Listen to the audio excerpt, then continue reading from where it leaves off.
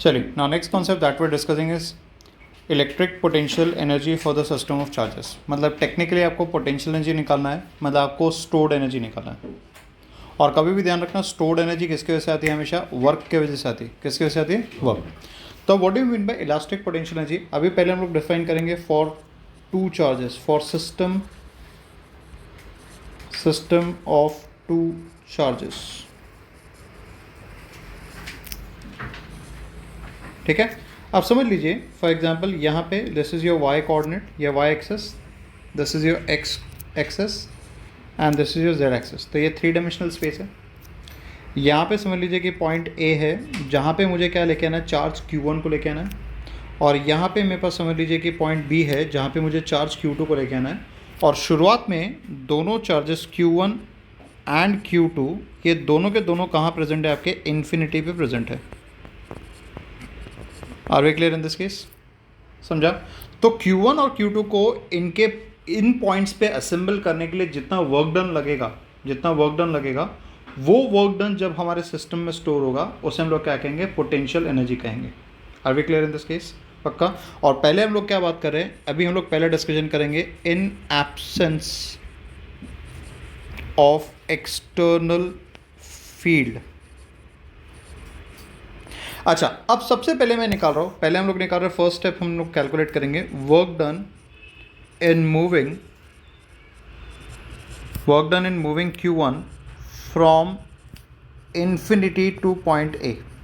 अच्छा, अब मुझे बताइए कोई भी चार्ज या कोई भी फील्ड यहाँ पे प्रेजेंट है क्या? येस और no? No, there is no field. मतलब ये जो चार्ज Q1 जब ट्रैवल करेगा इन्फिनिटी से ए पॉइंट पे, तो कोई भी इलेक्ट्रोस्टैटिक रिपल्शन या कोई भी इलेक्ट्रोस्टैटिक अट्रैक्शन आएगा क्या? नहीं। मतलब कोई भी इलेक्ट्रोस्टैटिक फील्ड के अगेंस्ट में वर्क नहीं करना पड़ रहा। तो ये चार्ज Q1 को जब आप ए के ऊपर लेके जाएंगे तो वर्क डन हमेशा कितना रहेगा? ज़ीरो आएगा। कितना आएगा? ज़ीरो। तो यहाँ पे लिखेंगे as no external field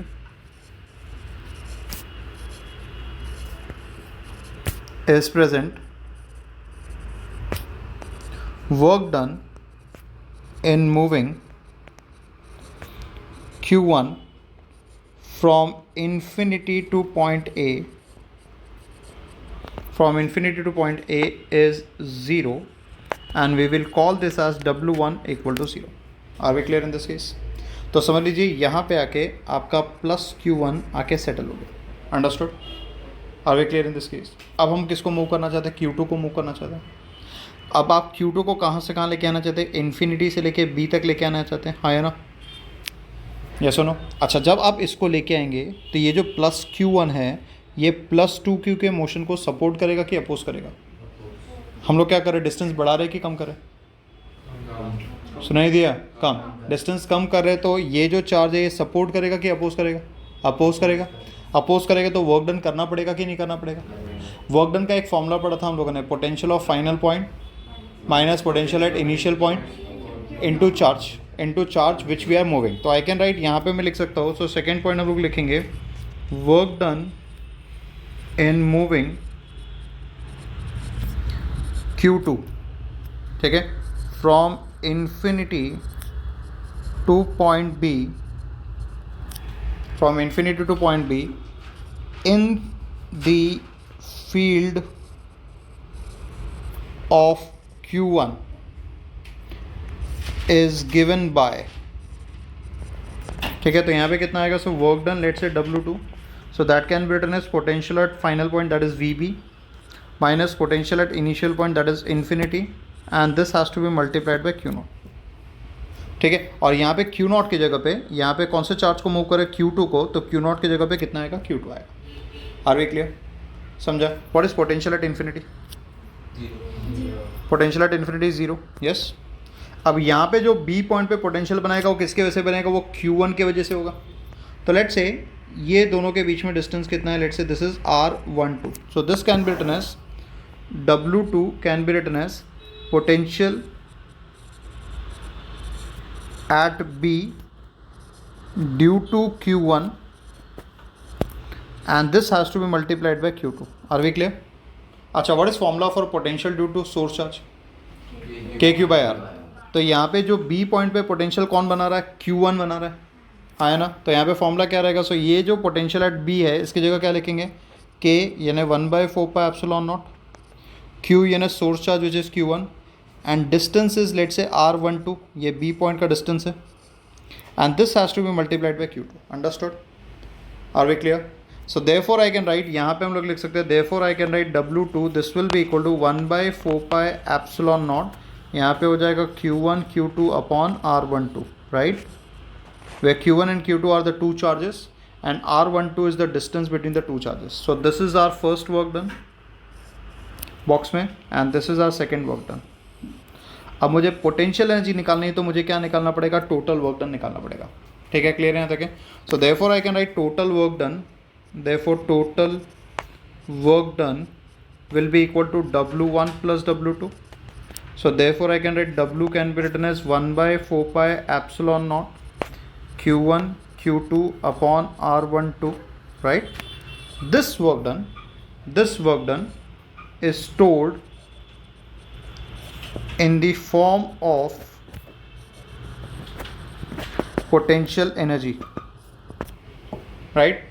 And this potential energy is denoted by the symbol called as capital U. I hope I am clear with this part. समझा यहाँ तक क्या किया? So therefore यहाँ पे क्या हो जाएगा, so therefore I can write U is equal to 1/4πε0 Q1 Q2 upon distance between the two charges. I hope I am clear with this part. समझा? Now tell me, see carefully. Now अब ये दो charges के लिए मैं equation लिख रहा हूँ, ध्यान दीजिए please pay attention. What does 1/4πε0 represents? K. Constant है कि वेरिएबल है? कांस्टेंट. Q1 Q2 चार्जेस है, वैल्यू फिक्स है, मतलब कांस्टेंट है कि वेरिएबल है? कांस्टेंट. R क्या है? Distance between the two charges. तो मुझे बताए पोटेंशियल एनर्जी और डिस्टेंस का रिलेशन, पोटेंशियल एनर्जी और डिस्टेंस का रिलेशन कैसा है, डायरेक्ट है कि इनवर्स है? इनवर्स. तो कहने से potential energy is inversely proportional to the distance. तो अगर मैं यहाँ पे ग्राफ प्लॉट करूँ, if I plot a graph, ठीक है, on Y axis we are going to plot potential energy and on X axis we are going to plot distance between the two charges, that is R. तो graph कैसा आएगा? It will be a straight line और curve. Curve कहने से वो rectangular hyperbola रहेगा. तो ये रेक्टेंगुलर हाइपरबोला ऐसा रहेगा, ये बात ध्यान रखिए. ये दो डायरेक्शन में बन सकता है, एक ऊपर एक ऐसा नीचे. अब आप बोलोगे सर पोटेंशियल एनर्जी नेगेटिव भी आ रही है पॉजिटिव भी आ रही है. That depends upon the product of Q1 and Q2. अगर आपका Q1 एंड Q2 का प्रोडक्ट पॉजिटिव है, मतलब ग्रेटर देन 0 है.